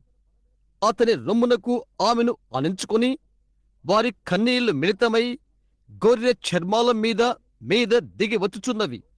రక్తము కిందకు కారుతున్నది. రక్తము అదంతా రక్తమయమైనది. అక్కడే ఇప్పుడు ఆయన చెప్పాడు, మీరు నా సన్నిధిలో నుండి బయటికి వెళ్ళిపోండి. ఆదాము హవ్వలు ఒకరి చేతుల్లో ఒకరు మెలవేసుకుని ఈ విధంగా కదలు వెళ్ళుట నేను చూడగలుగుతున్నాను. రక్తసిక్తమయ్యున్న గొర్రె చర్మాలు వారి కాళ్లకు దబదబా కొట్టుకుంటున్నవి. అడు తరువాత శూన్యత అంతా నేను చుట్టుచున్నాను. అది దేవుడే. దేవునికి ఎటువంటి ఆరంభ దినాలు అంతము దినములు లేవు. ఆయన నిరంతరముండును. ఆ మహా గొప్ప విశాలము శూన్యము కలసి కదిలిపోతూ ఒక శంఖాకారముగా అయిపోయి క్రిందకి వచ్చినది. రక్తముతోనున్న చర్మమును కాళ్లకు రెపరెప కొట్టుకుంటున్న ఏదైనా తోటలుండి వెళ్లిపోతున్న ఆ చిన్న జంటను ఆయన చూస్తూ ఉన్నాడు. ఆయన దాన్ని సహించలేకపోయాడు. అది క్రిందకు కదులుతున్నది. ఓ, అది క్రిందకు కదిలిపోతున్నది. సాక్షాత్తు దేవుని గుండె.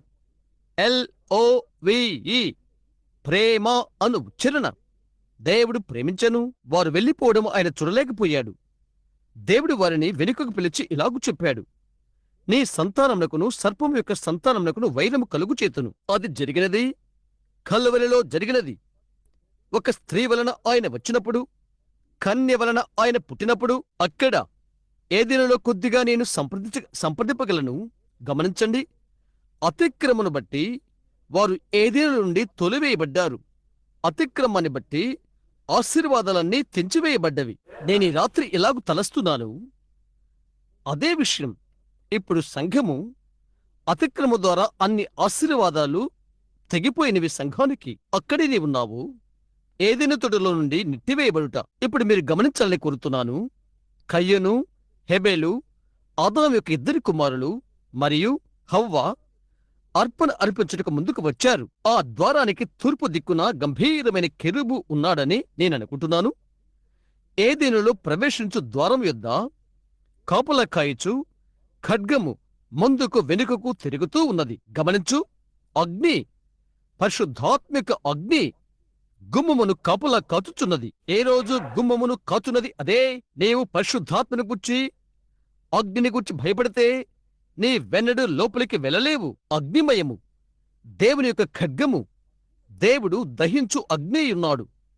ఆ వృక్షమును కాపులా కాయుచుండెను. ఆ జీవవృక్షమును భద్రత తీసుకునిచుండెను. ఆ తరువాత ఇది గమనించు, ఇది ఎంతో అందమైన చిత్రపటము. ఓహో, నేను ఆదామును చూడగలుగుచున్నాను. లేదు, కయ్యూను, హెబెలు శ్రమించడం లేక ఒక అర్పణ చేడు కొరకై వెళ్ళిపోవుట. ఎక్కడ వారు ఆరాధన చెయ్యాలో ఆ సింహాసనము యొద్ద నేరుగా గుమ్మము యొద్ద వారి బలిపీఠము కట్టారని నేను అనుకుంటున్నాను. గమనించు, ఇదిగో కయ్యూను వస్తున్నాడు. బహుశా అతడు సంవత్సరమంతా పనిచేసి దున్ని పెద్ద యాపిళ్ళు లేక పెద్ద గుమ్మడికాయలు లేక వారికి ఏమి ఉన్నావో అవి తెచ్చుటకు ఏమి చేయాలో అది చేయగలిగాడు. ఆ గుమ్మము యొద్ద దాన్ని తెచ్చాడు. గుమ్మం ప్రక్కనే దేవుని యొక్క సన్నిధానములో ఒక బలిపీఠమును కట్టాడు. అతని యొక్క ఫలములన్నీ అక్కడ పెట్టాడు. పెద్ద రంగు లిల్లీ పువ్వులు మొదలైనవి క్రమబద్ధంగా బలిపీఠం యొద్దకు పెట్టాడు. తర్వాత మోకరించి దేవునిని ఆరాధన చేశాడు. ఇదెంతో మునగాలని నిరీక్షిస్తున్నాను. పెన్నడి కంటే మీరు అర్థం చూసుకునే వరకు ఇప్పుడు గమనించండి. మందిరానికి నీవు వెళ్ళవలనని దేవుడు నిన్ను కోరినట్లయితే హెబెలు చేసినట్లుగా కయ్యూను చేశాడు. కయ్యూను ప్రభువునకు బలిపీఠము కట్టాడు. నీవు చెప్తావు, సరే సహోదరు అబ్రహాం, అది మాత్రమే నేను చెయ్యను. నేను అర్పణలు చేస్తాను. విదేశీయుల సేవా పరిచర్య కొరకై నేను డబ్బు ఇస్తాను. అవి మంచివే. అయితే దేవుడు ఇంకా కోరుతున్నాడు. కయ్యూను అదే చేశాడు. అవునా? అతడు అర్పణ తెచ్చాడు. అతడు ప్రభువును ఆరాధన చేశాడు. అతడు మోకరించి ప్రభువును స్తుతి అర్పించి, ప్రభువా, ఇక్కడ నేను ఉన్నాను. నేను నీకొక అర్పణ తెచ్చాను. నేను నీకొక బలిపీఠమును కట్టాను. ఆమేన్. అనేకమైన మాటలలో నేనొక సంఘ సభ్యుడును. అది అడుగు భాగమును తగలగలిగినదా? చూడు, నేను ఒక సంఘ సభ్యుడును. నేను నిన్నే నమ్మియున్నాను. ఇప్పుడు అది అడుగుకు వెళుచున్నది. నిజంగా అది లోతుగా ముంచుదుం కాక, నేను దేవుని యొక్క విశ్వాసిని. నేను బలిపీఠమును కట్టాను. నేను అర్పణ తెచ్చాను. ప్రభువా, నేనిక్కడే ఉన్నాను. నేను నిన్ను ఆరాధిస్తున్నాను. దేవుడు దాని నుండి తన వీపును త్రిప్పుకున్నాడు. నిజం. ఒక ఈస్టర్ ఉదయం అది ఈ పట్నములో ఉన్న ఒక సంఘ కాపరి ఇలా అన్నాడు, బౌద్ధకుడా, ఈస్టర్ ఉదయం నేనేమి చేస్తానో తెలుసా? ఏం చేస్తావు అని అడిగాను. నా యొక్క సంఘ సభ్యులందరితో ఇలా చెప్తాను, క్రిస్మస్ ఆనంద శుభములు అని. ఎందుకని అని అడిగాను. తిరిగి మరో ఈస్టర్ వరకు నేను మరలా వారిని చూడను. ప్రతి ఒక్కరూ ఈస్టర్కి వస్తారు, అంతే.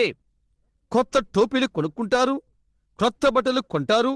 వాటి వల్ల క్రీస్తుకు సంబంధం ఏంటి? ఓ, మిలియన్ల డాలర్ల డబ్బు ఈ సంవత్సరం ఖర్చు పెట్టారు.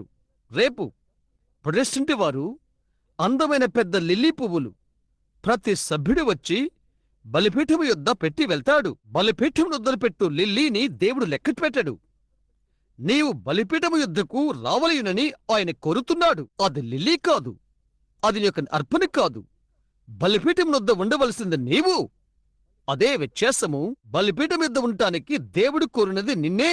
కయీనుతో ఉన్న సాతాను యొక్క ఆ ఆరాటము నీవు గమనించాలని కోరుతున్నాను. గమనించు దానిని.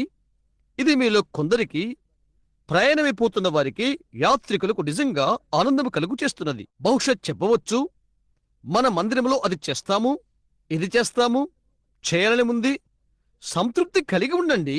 హల్లెలూయా. దేవుడు లేని పెద్ద ఆలయంలో ఉండుట కంటే వెనకాల సందులో చిన్న గదిలో దేవుడున్న దగ్గర నేను ఆరాధన చేస్తాను. అవునది నిజం, నిజం. అక్కడే అతడు పేదవాడు, గమనించు. ఆ తర్వాత కయ్యూను తన అర్పణ తెచ్చాడు, అక్కడ పెట్టాడు, గమనించు. అతడు సతాను యొక్క దారిలో నుండి వచ్చినవాడు. ఎందుకనగా దేవుడు అది స్వీకరిస్తాడని అతడు అనుకున్నాడు.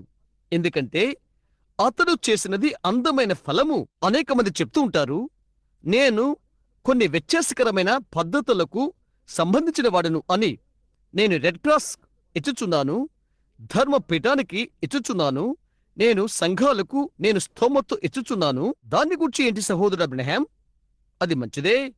అయితే ఒక్కడు తిరిగి జన్మించితే గాని దేవుని రాజ్యములో మరో విధముగా ప్రవేశించలేడు. ఇది గమనించు. ఆ దాన ధర్మాలు మంచివే. దేవుడు సిద్ధపరిచిన మార్గం అది కాదు. కయ్యూను తన సొంత మార్గాన వచ్చాడు.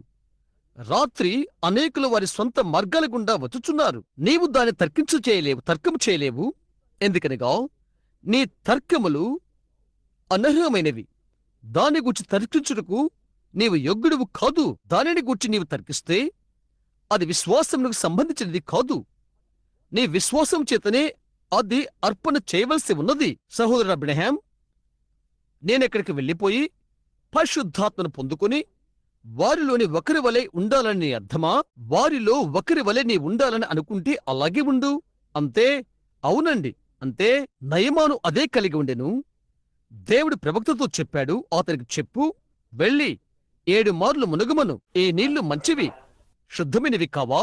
అయితే అది ఆ యొర్దాను నది జలమయ్యున్నది. కొన్నిసార్లు చాలా రోతుగా కనిపిస్తవి. ఇక్కడ ఈ రాత్రి ఉన్న ప్రతి ఒక్కరూ 1900 సంవత్సరాల క్రితమునున్న కల్వరిని దేవుడు ఎంత మూల్యము చెల్లించినది తెలుసుకోవాలని నేను ఆశపడుతున్నాను. ప్రభువు కొరకై తృణీకరించబడిన కొద్దిమంది మార్గాన్ని నేను స్వీకరిస్తానని చెప్పి మీ చేయి పైకెత్తాలని నేను ఆశపడుతున్నాను. ఆ అబ్బాయిలతో సహోదరు టామ్ లేక కొందరు పిలిచే ఆ పరిశుద్ధ గుండాలతో నేను కలిసిపోతాను అని మీరు చెప్తారా? సహోదరుడా, నేను లోకమంతా తిరిగాను సుమారు 3 సార్లు. నేను ఎన్నడూ పరిశుద్ధ గుండ్రాలను ఇంకా చూడలేదు. లేదండి, నేను పరిశుద్ధతను చూశాను, కాని పరిశుద్ధ గుండ్రాలు చూడలేదు. సంఘానికి దయ్యము తగిలించిన పేరు అది. దేవుడు చెప్పాడు, పరిశుద్ధత లేకుండా ఏ నరుడు దేవుని చూడడు. దాని గురించి నీకు నీవే సరిపోల్చుకో. అది దేవుని యొక్క మార్గము. ప్రజలు అరుపులు అరుస్తూ కేకలు వేస్తున్నారే సహోదరు అబ్రహాం, అది ఏమైంటుంది అని నీవడుగుతావు. ఏంటి, అది పిచ్చిగా గుపిస్తుంది నాకు అని నీవంటావు. అందుచేతనే నీవు తిరిగి జన్మించవలసి ఉన్నది. నీవు తిరిగి జన్మించినప్పుడు అప్పుడది పిచ్చి అనిపించదు. నీవు మాలో ఒకడవవుతావు. ఒక్కప్పుడు నీవనుకున్నట్లుగా వారు అనుకున్నారు. అవునది నిజం. వారు స్వంతగా అందులోకి వెళ్లే వరకు నీవనుకున్నట్లు వారు అనుకున్నారు. అది ఒక మార్పు చెందుట. కాన్వర్ట్ అనగా మార్పు చెందుట అని అర్థం. ఒక మనిషి తనకు తాను చనిపోతే తప్ప చెప్తావు, ప్రభువా దాని గురించి నాకేమీ తెలియదు, నన్ను తీసుకుని వెళ్ళు, ఆమేన్. అప్పుడు దేవుడది చేస్తాడు. అవునా? కయ్యూను అన్నాడు, నేనిదంతా క్రింద పెట్టాను. దేవుడు దాన్ని తిరస్కరించాడు. అతడు దాన్ని అందంగా చేశాడు.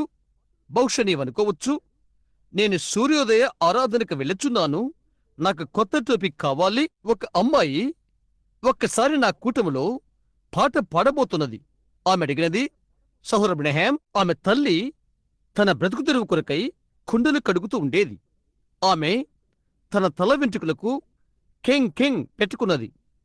అవి తెలుసా? ఏంటది? లేదా దాన్ని ఏమని పిలుస్తారు? ఆమె తలలో ఉండేది ఏంటి? అది తప్పని నాకు తెలుసు. ఆ పేరు ఎప్పుడూ నేను ఆలోచించలేదు.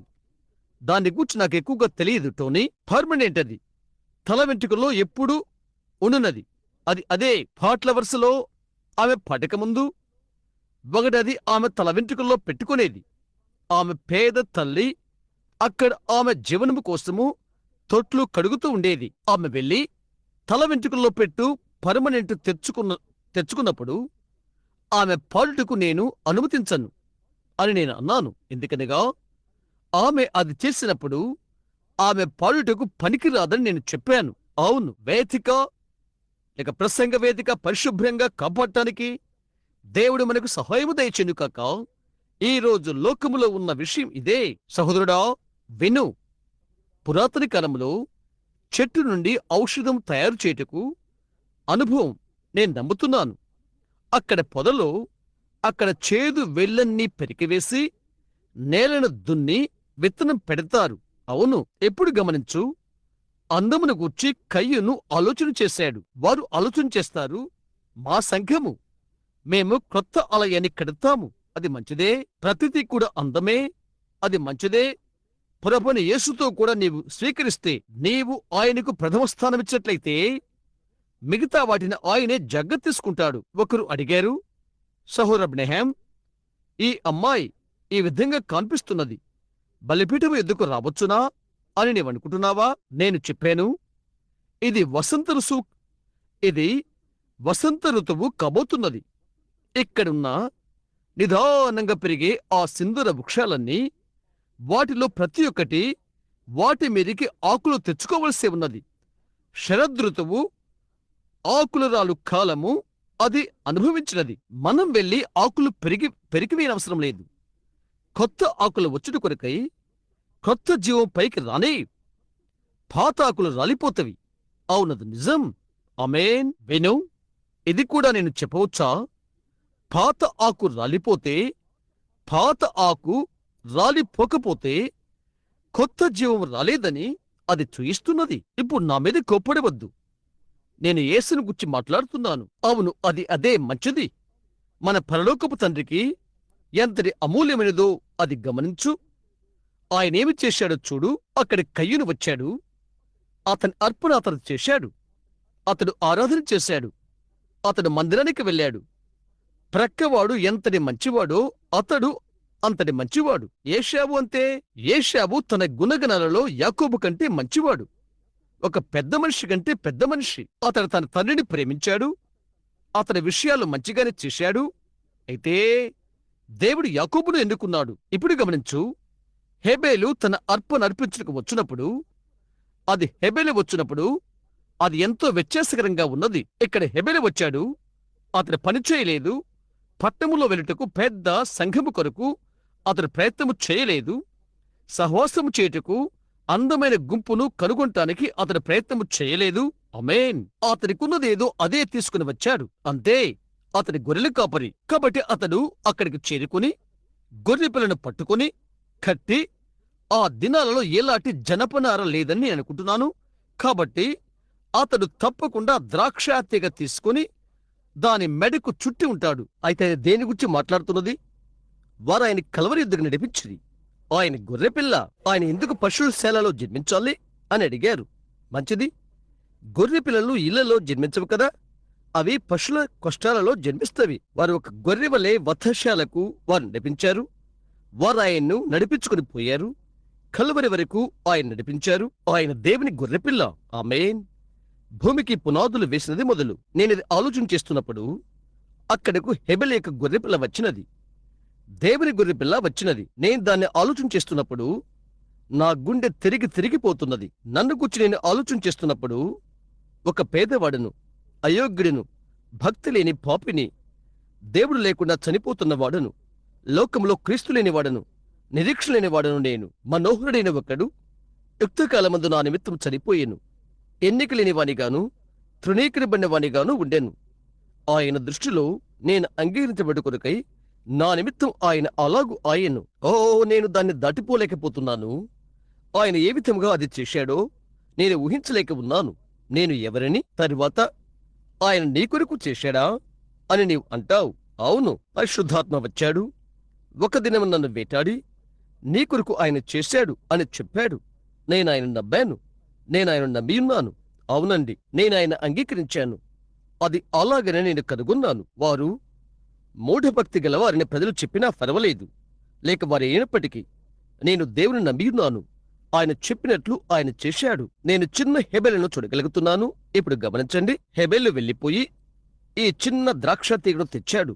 బయటికి వెళ్లి చిన్న మగ గొర్రె పిల్లను తల్లి గొర్రె యొక్క మొదటి దానిని అతడు మెడకు ఈ ద్రాక్ష తీగను కట్టాడు. దాని మెడకు ద్రాక్ష తీగని కట్టాడు. ఇక్కడ అతను వస్తూ ఉన్నాడు, లాక్కునేస్తున్నాడు. దానికంత అందము లేదు, ఉన్నదా? అక్కడికి లాక్కుని వచ్చాడు. తరువాత పెద్ద రాయినొద్దకు దాన్ని తెచ్చి గుమ్మము చివర తూర్పు దిశన అక్కడ ఉంచాడు. ఇప్పుడు గమనించండి, బహుశా కయ్యూను సంవత్సరమంతా కష్టపడి ఉండవచ్చును, మంచి పంట పండించి తద్వారా దేవునికి ప్రీతిపరచదనని అనుకున్నాడు. చాలా మంది ప్రజలు అంటుంటారు, నేను అబద్ధమాడకుండా ఉంటాను, నేను దొంగతనము మానుకోబోతున్నాను, నేను పొగ త్రాగుట మానుకుంటాను, నేను శ్రేష్టమైన తరహా వారి యొద్దకు వెళ్తాను, నేను సొసైటీలో సంస్థలో చేరుతాను. అక్కడే అది ఉంది. క్రొత్త పుటను నీవు త్రిపుడిని గూర్చి దేవుడు లెక్క చేయడు. నీ హృదయం క్రీస్తు వైపు త్రిపుటకు ఆయన నిన్ను కొరుతున్నాడు. నీలో నుండి ఆయన తెలియచేసుకోనివు. నీవు ఏమి చేయనిది కాదు, మంచి కళని బట్టి కాదు మనం రక్షించబడినది. అయితే ఆయన కనికరాన్ని బట్టి మనము రక్షించబడితే, మనము కొనబడితే. ఏ మనుషుడు అతిశయించడానికి క్రియల ద్వారా కాదు, నేను ఏమై ఉన్నదని కాదు, అది నేనేది చేసినది అని కాదు, నేను కాదు, అది దేవునిలో క్రీస్తు నాకై నీకై ఏమి చేసినది. గమనించు, అందమైన పోలిక. ఇక్కడ అతడు వచ్చుచున్నాడు, చిన్న గొర్రె పిల్లను లాక్కుంటూ ఈడ్చుకుంటూ తెస్తున్నాడు. నేను ఇలాగ ఊహిస్తున్నాను, ఆ చిన్నది పడిపోతున్నది. బహుశా ముందు ఏది సమీపిస్తున్నదో దానికి అది ఎరగదు. తన చిన్న కాళ్లను లేక పాదాలను లాక్కుంటూ సిలువ లాగుతున్న క్రీస్తు సంపూర్ణ పులిక. దేవుని గొర్రెపిల్ల బలహీనంగా పడిపోతూ యెరూషలేము గుండా వచ్చుచున్నది. ఇక్కడ ఆ చిన్నది అరుపులు అరుచుకుంటూ వచ్చుచున్నది. అతడు ఆ పెద్ద బండ యొద్దకు దాన్ని తెచ్చినప్పటికీ చిన్న పదును రాయి తీసుకున్నాడు. ఆ రోజుల్లో వారికి చిన్న కత్తులు లేవని అనుకుంటున్నాను. ఏ విధముగా దాన్ని పండబెట్టాడు. దాని తల వెనుక భాగాన్ని పట్టుకున్నాడు. ఈ విధంగా దాన్ని పైకెత్తాడు. దాని చిన్న గొంతును కోయటకు ఆరంభించాడు. దాని గొంతును రాయి కోసినది. ఆ బండ మీద రక్తము కార్చుతూ, అరుపులు అరచుచూ, రక్తము చిందించుకుంటూ గొర్రెపిల్ల చనిపోయినది. దాని ధమని శుద్ధ రక్త నాలికలు తెగిపోయినవి. రక్తమంతా చెమ్ముకున్నది. దాని తెల్లని చిన్న ఉన్ని రక్తముతో ఎర్రగా అయిపోయినది. దేవుడు పరలోకం నుండి అది చూచి, అదే ఇప్పుడు నీవు పొందుకున్నావు, అదే దారి. రక్తము తన చిన్న రక్త నాళముల గుండా జల్లున చెమ్ముకుంటూ వస్తున్నది. అది ఏంటి? దేవుని కుమారుడు 1900 ఇంకా కొన్ని సంవత్సరాల క్రితము ఈ మధ్యాహ్న వేళ ఆయన చెరసాల నుండి నడిపించబడ్డాడు. ఆయన న్యాయపీఠం యుద్ధకు నడిపించబడ్డాడు. అక్కడి నుండి క్రొడా దెబ్బల శాలకు, అక్కడి నుండి గల్గోతాకు, అక్కడి నుండి కొండపైకి లగబడ్డాడు. కురేనైన సీమోను సిలువన మోయట్లో ఆయనకి సహాయం చేశాడు. అక్కడే ఆయన చనిపోయాడు. యుగ యుగములోని బండపైన ఆయన రక్తము ఆయన నుండి కొట్టుకొని వచ్చుచుండగా ఆయన శరీరము చీల్చబడినది. హల్లెలూయా! ఆ పెద్ద కేకల వేయు అపహాస్యపు ముఖ ఆయన ముఖంపై ఉమ్మివేశారు. ఆయన చెప్పాడు, నా రాజ్యము ఈ లోక సంబంధమైనదైతే నేను నా తండ్రిని వేడుకొందును. ఆయన నా కొరకై 2000 దూతలు పంపును. నా కొరకు వారు పోరాడుదురు. అయితే ఇది నా రాజ్యము కాదు. అయితే నీ రాజ్యం వచ్చును కాక, నీ చిత్తం నెరవేరును కాక. అది ఇక చాలా త్వరగా ఉంటున్నది. నీ రాజ్యం వచ్చును కాక, నీ చిత్తం నెరవేరును కాక. ఒక్కసారి బిల్లీ సండే చెప్పాడు, ప్రతి చెట్టు మీద ఒక దేవదూత కూర్చుని ఉన్నాడు. ఇంకా ఇలా అన్నాడు, ఆయన చేయిని అలా కొద్దిగా సులువు చేసి నీ వ్రేలిని చూయించితే అది మాత్రమే నీవు చేయవలసినది. మేము సమస్యను సఫలం చేస్తాం. అది సత్యమా? కైఫా చూచి అన్నాడు. అతడు ఇతరులను రక్షించను, తనను తానే రక్షించుకోలేడు. ఆయన్ను గురించి చెప్పబడిన మహోన్నతమైన శ్లాఘనం అది. ఆయనే రక్షించుకుంటే ఆయన ఇతరులను రక్షించలేడు. కనుక ఇతరులను రక్షించుట కొరకు ఆయన ప్రాణమును పెట్టాడు. హల్లెలూయా, ఆమేన్. మనమందరము గొర్రెల వలె త్రోవ తప్పిపోతిమి. మనందరి దోషమును దేవుడు ఆయనపై మోపెను. ఆయన వద్దకు తేబడిన గొర్రె వంటి వాడాయను. బొచ్చు కత్తిరించు వారి ఎదుట నోరు తెరవని గొర్రె వంటి వాడాయను. ఆయన నోరు తెరవలేదు. ఆయనను మన అతిక్రమల నిమిత్తము గాయపరచబడెను, మన దోషముల నిమిత్తము మొత్తబడెను. మన సమాధాన శిక్ష ఆయన మీద పడెను. ఆయన పొందిన దెబ్బల చేత మనకు స్వస్థత కలుగుతున్నది. అనూహ్యమైన ఆ ప్రేమను నీవేలా తిరస్కరించగలవు? వణకకుంటూ కొండపైకి ఆయన వెళ్ళుచుండుట, ఆయన చుచుట, పేదవాడు, బలహీనుడు, చిన్నవాడు, భారము చేత వంగిపోయిన బలహీన దేహముతో ఆ దినాన అక్కడ కూర్చొని దాని యొక్క క్షణికము పట్టుకొనిన కవిని నేను ఆలోచన చేస్తున్నప్పుడు అతడు ఇలాగ వ్రాశాడు: మధ్యకు బద్దలవు బండలు, కారు చీకట్లు కమ్ము ఆకాశములు, నా రక్షకుడు తన తల వంచి మరణించను. తెరవబడిన తెర మార్గమును బయలుపరచను. పరలోక ఆనందాన్ని, తరగని దినాన్ని. ఓ ఎటువంటి రక్షకుడో! ఓ ఆ కొలతలేని ప్రేమను నేను ఎలాగ తిరస్కరించను? నీ కొరకు, నా కొరకు అది చేసిన ఆయన్ను ఎలాగ తృణీకరించగలము? ఏ రాత్రి నా సహోదరుడా, నా సహోదరి, నీవు రావాలని నేను నమ్ముతున్నాను. అది దేవుడు సిద్ధపరిచిన మార్గము. అది నీ కొరకైన మార్గము. నీ కొరకై ఏదైనా చేసినది ఆయనే. నీ స్థానాన్ని స్వీకరించినది ఆయనే. తిరిగి లేచిన విమోచకునుగా ఏ రాత్రి తండ్రి కుడిపార్శ్వం నిలబడి ఉన్నది ఆయనే. చూశారా? ఈ భవనములో ప్రతి పాపి కొరకు మొర్రపెట్టు ఆయన ఎద్దుకు వచ్చుటకు బ్రతిమాలాడు. నీవు చేస్తావని నేను నమ్ముతున్నాను. నీవు ఈ ఈస్టర్ దాటకుండా ఉంటావని నేను నమ్ముతున్నాను. స్నేహితులారా, మనము రహదారి చివరన ఉన్నాము. అలాగు మనమున్నామని నా నిండు హృదయముతో నమ్ముతున్నాను. మనము రహదారి చివరన క్రింద ఉన్నాము. ప్రభువైన యేసు మిమ్ము దీవించును కాక. ఆయన యందు మిమ్మల్ని నూతన సృష్టిగా చేయును కాక. అది నా ప్రార్థన. ఆయన మిమ్ము నడిపించును కాక. బైబిల్ గ్రంథములో గుడ్డివాడిన ఒక పెద్దవాడు ఉన్నాడు. అతని యొక్క పేరు బర్తిమయి. ఆ పెద్దవాడిన బర్తిమయికి 2 చిన్న పావురపు పిల్లలున్నవి. చరిత్ర ద్వారా మనకది చెప్పబడినది. ఈ 2 చిన్న పావురపు పిల్లలు అక్కడ కూర్చొని ఒకటికొకటి మొగ్గలు వేస్తుండేవి. అతడు తన పాత్ర పట్టుకుని ఉండేవాడు. దానిని వచ్చే ప్రజలు ఈ చిన్న గువ్వలు మొగ్గలు వేయటం గమనించి గుడ్డి భిక్షకుడికి డబ్బు నాణేలు వేసినవారు. అతని వివాహమైన వాడు, చిన్న బాలిక అతనికి ఉన్నది. అతని బ్రతుకులో ఎన్నడూ ఆ చిన్న అమ్మాయిని చూడలేదు. ఆమె సుమారు 12-14 సంవత్సరాల వయస్కురాలు. ఆ వయస్సులోనే జీవితంలో మనం ప్రవేశించేది. ఒకరోజు రాత్రి అతని యొక్క చిన్న బాలిక జబ్బు పడిపోయినది. అతను ప్రభు దగ్గరికి వెళ్ళాడు. అతను అడిగాడు, నా యొక్క చిన్న బిడ్డను ప్రభువా, ఇప్పుడే నీవు స్వస్థపరిచినట్లయితే రేపు నా 2 పావురములను నీకు అర్పణ చేస్తాను. కనుక ప్రభువు అతడి చిన్న బాలికను స్వస్థపరిచాడు. అతడు 2 పావురములను అర్పణ చేశాడు. మొదటి విషయమేంటో తెలుసా? అతని ప్రియమైన భార్య జబ్బు పడినది. ఆమె చనిపోతుందని అనుకున్నారు. కాబట్టి ఆ రాత్రి వేళ అతని ప్రభువు వద్దకు వెళ్ళి అతని ఇంటి గోడ ప్రక్కకు వెళ్ళాడు. పొలములో మోకరించి, దేవా దేవా, నా భార్య యొక్క ప్రాణాన్ని పొడిగిస్తే రేపు నా గొర్రె పిల్లను నీకు అర్పణ చేస్తాను. ఈ రోజుల్లో గుడ్డివారిని కుక్క నడిపించడం మీరు చూస్తున్నారు.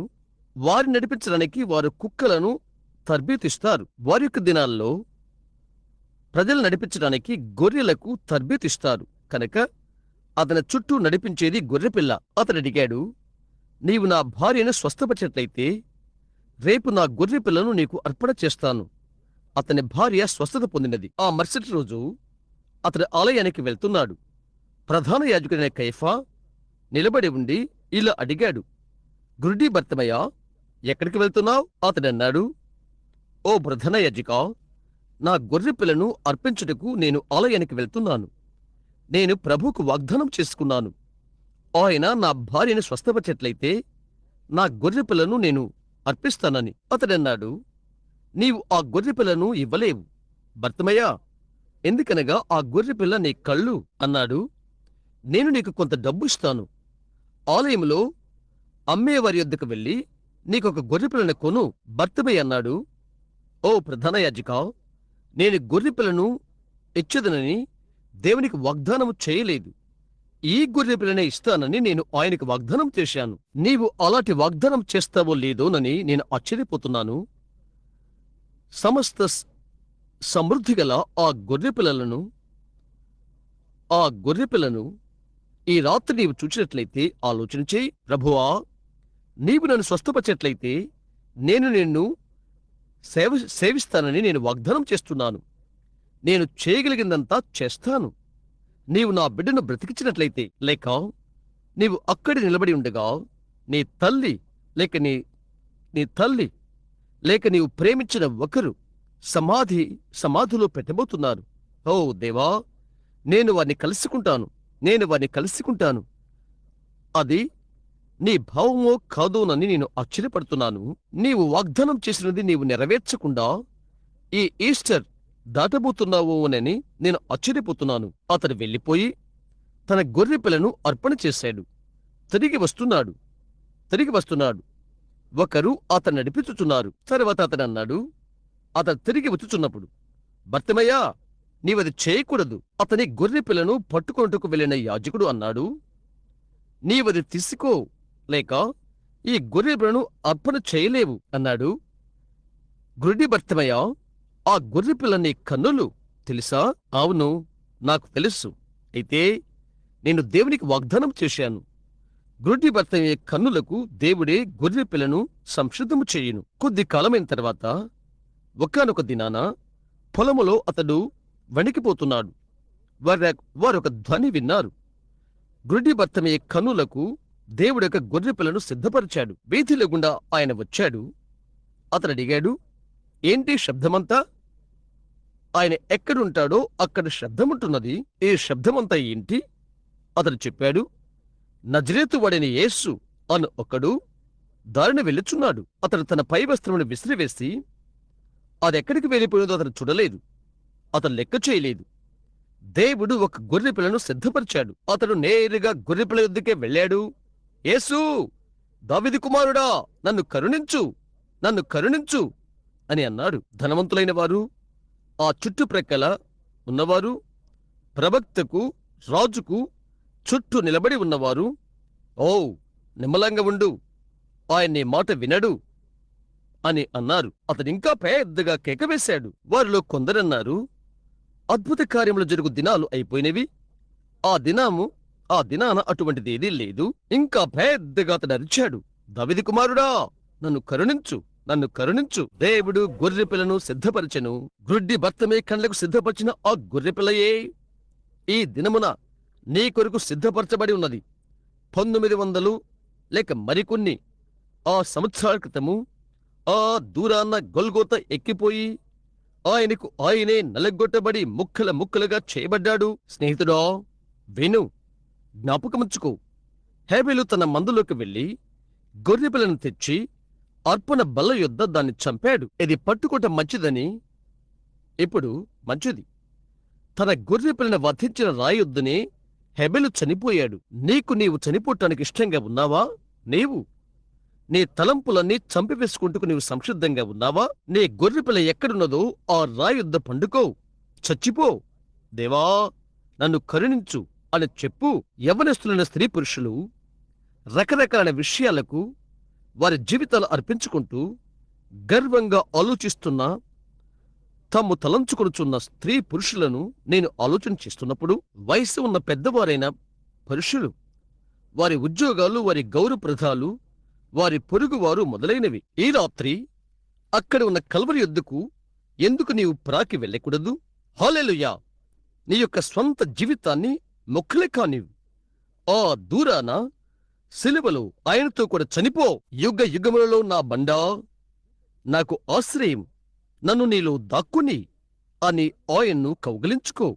జలములు నాపై పొర్లివచ్చుచుండగా, తుఫాను ఇంకా పెద్దదవుతుండగా, ఓ నా రక్షకా, నన్ను దాచిపెట్టు. లోకం ఏమి చేయాలనుకున్నదో దాన్ని చేయని. వేదాంతులు ఏమి చేయాలనుకున్నారో అది చేయని. నాకు వారి వేదాంతం వద్దు. నాకు కావలసింది యేసుక్రీస్తు నా హృదయంలో కావాలి. నా గొర్రెపిల్లతో నేను చనిపోని.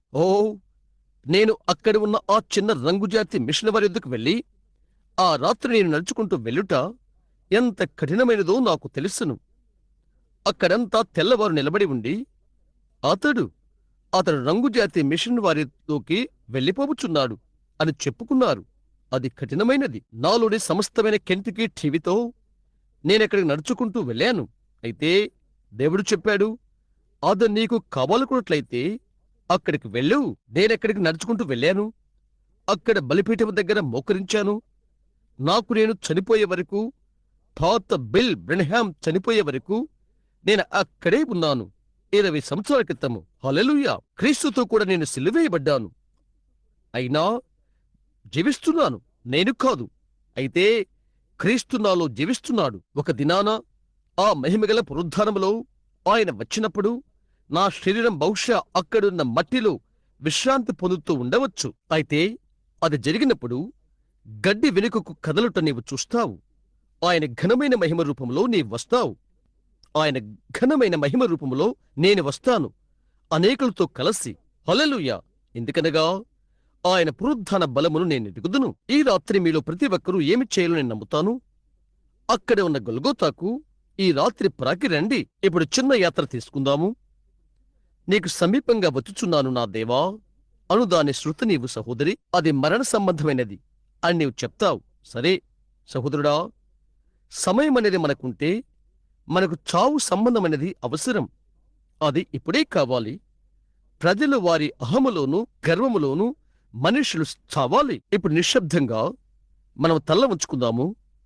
ఆమె మనకొక శృతి ఆలాపనిస్తుండగా, మంచిది. ఓ దేవా, అక్కడ దూరాన ఏమి జరిగినదో నేను తలస్తుండగా చివరికి నా ఎముకలు అదరుచున్నవి తలంపు కొరకై. నేనా గొర్రెపిల్లను తలస్తుండగా వారు ఆయనకు ముక్కల ముక్కలుగా నొక్కి పెడుతుండగా, వారు ఆయన్ని ముక్కల ముక్కలుగా నొక్కి పెడుతుండగా, అవును, ఆయన తలపైన ముళ్ళు పెట్టి ఒత్తుతున్నారు.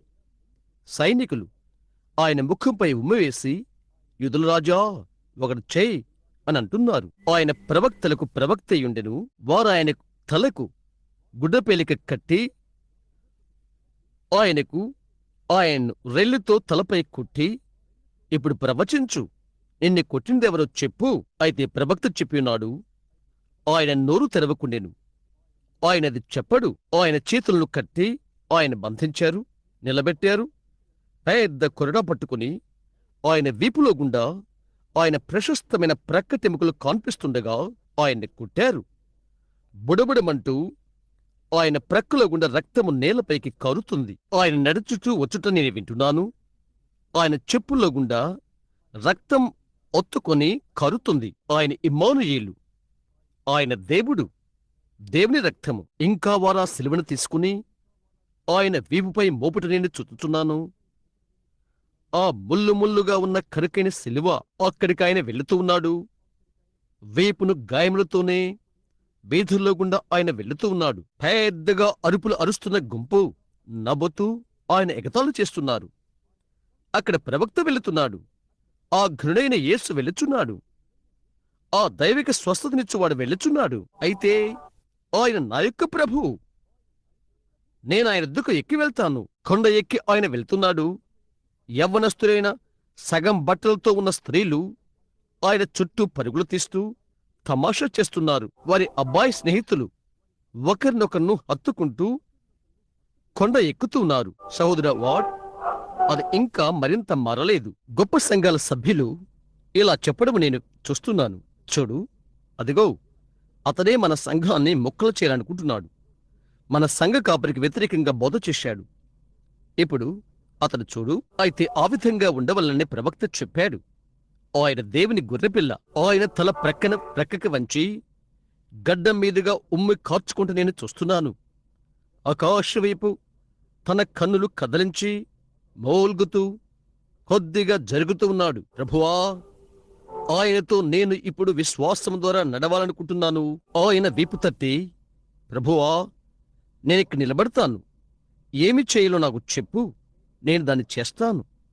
నేను నిన్ను శ్లాఘిస్తున్నాను ప్రభువా అని చెప్తాను. ఆ దూరాన కొండపైన ఆయన క్రిందకు దింపి ఆయన ప్రశస్తమైన వస్త్రాలు ప్రక్కకు లాగారు. ఆ చేతులు జ్వరాన్ని తాకినవి. ఆ చేతులు పేద విధవరాలి కుమారుడు అతని నొసలు ముట్టినవి, లేక అతని పెట్టియున్న సమాధి పెట్టిన ముట్టగా అతడు జీవం పొందుకున్నాడు.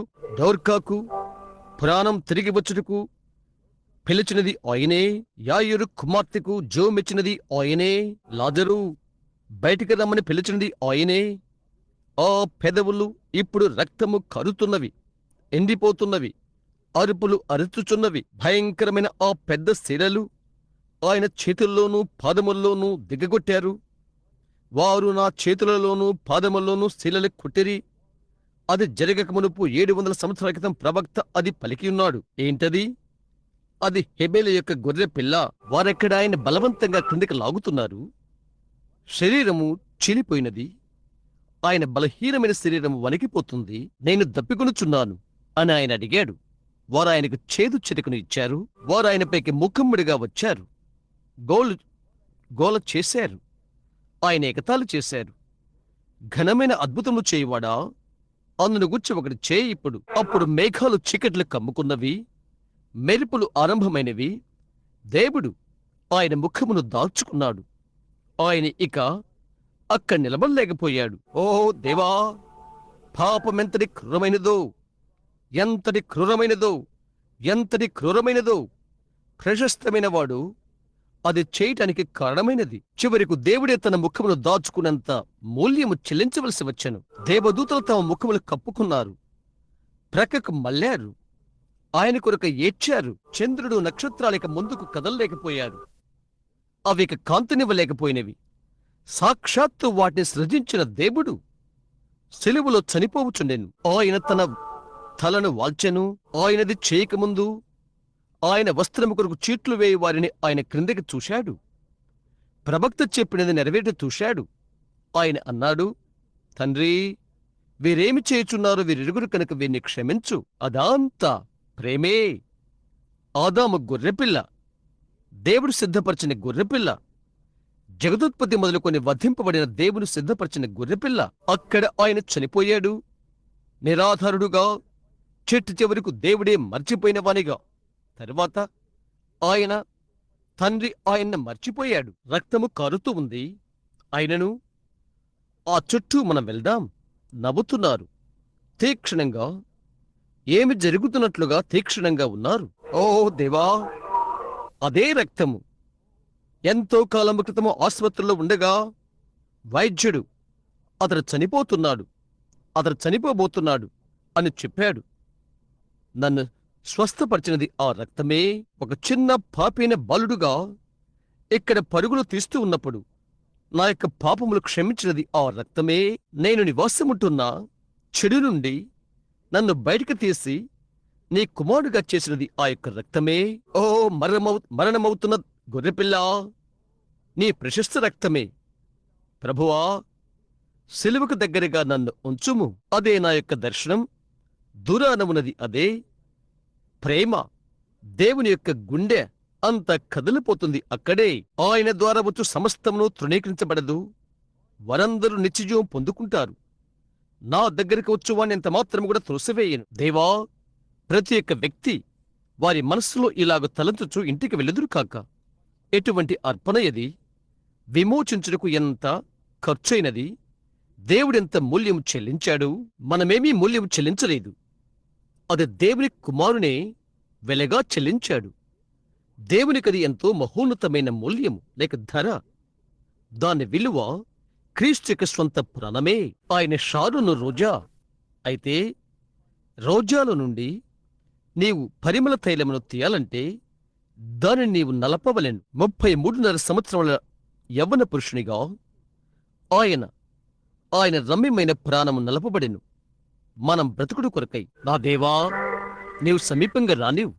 ప్రభువా, నాకు సమీపంగా రండి, నాకు సమీపంగా రండి. ప్రభువా, ఈ రహదారి చివరికి నేను వచ్చినప్పటికీ నా జీవితం ముగుస్తున్నది. అక్కడ నాకై చనిపోయిన ఆయన అప్పుడు నాకు సమీపంగా వచ్చును కాక. ఇక్కడ ఉన్న అందరూ అలాగ ఉందరు కాక.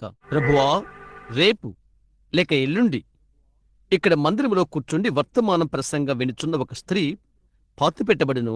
ఆమెను గూర్చి నీవంతా ఎరిగి ఉన్నావు. ఆమె వచ్చి ఉంటే ఆమె క్షేమంగా ఉండను. ఆమె రాకపోతే ఆమె వెళ్ళిపోయినది. ఓ దేవా, కనికరము చూపండి. ఏ రాత్రి ప్రతి స్త్రీ, ప్రతి పురుషుడు భవనం విడిచి వారి గృహాలకు వెళ్తుండగా నా హస్తాలలో ఏమీ లేదు, నీ సిలువుపైనే ఆనుకున్నాను అని భారముగా తలంచుకుంటూ వెళ్ళుదురు కాక. ప్రతి ఒక్కరూ ఆ సిలువపై చనిపోదురు కాక. ప్రభువా, నేను ఈ ప్రసంగ వేదిక కింద ఉండగానే, ఈ గచ్చుతోనున్న నిలయంలో ఉండగానే, నేను నా యొక్క జీవితాన్ని నీకు సమర్పణ చేసుకుంటున్నాను. నీవు నాకై చేసేదాని కొరకై నేను ధన్యవాదములు తెలుపుకుంటున్నాను.